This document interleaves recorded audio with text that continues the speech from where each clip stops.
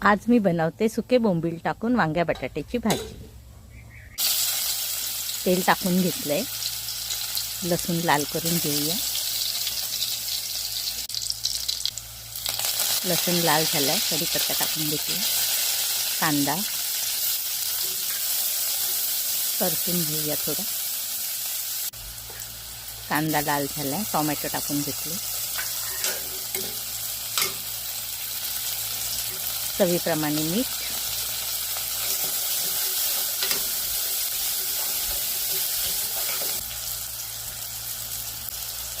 छान परतून झाले। सुके बोंबील टाकले, तेही तेलामध्ये चांगले फ्राय करून घेऊया।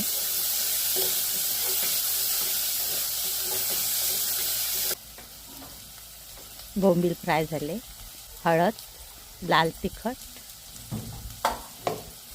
पुन्हा एकदा चांगलं परतून घेऊया।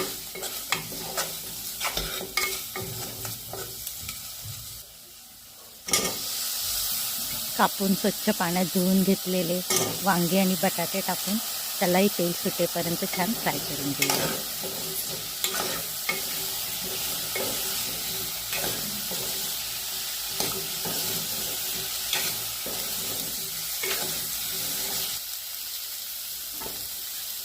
गोडा मसाला टाकला, त्याची रेसिपी ऑलरेडी आपल्या चॅनलवर मी अपलोड केलेली आहे, जाऊन नक्की बघा।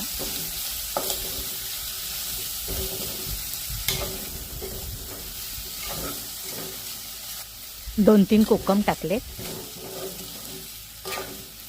कोकणातल्या जेवणामध्ये गोडा मसाला हा प्रामुख्याने वापरला जातो कोणत्याही भाजीमध्ये।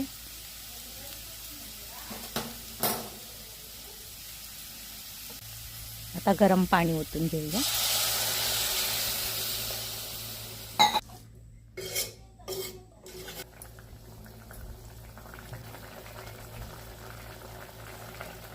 गरम मसाला पावडर टाकले,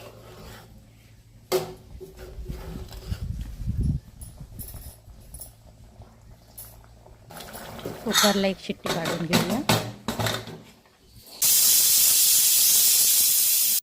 चमचमीत झणझणीत अशी भाजी तयार आहे। भातासोबत खा, भाकरीसोबत खा, कशाबरोबरही छान लागते। आणि आपल्या चॅनलला लाईक, शेअर आणि सबस्क्राईब करायला विसरू नका। थँक्यू।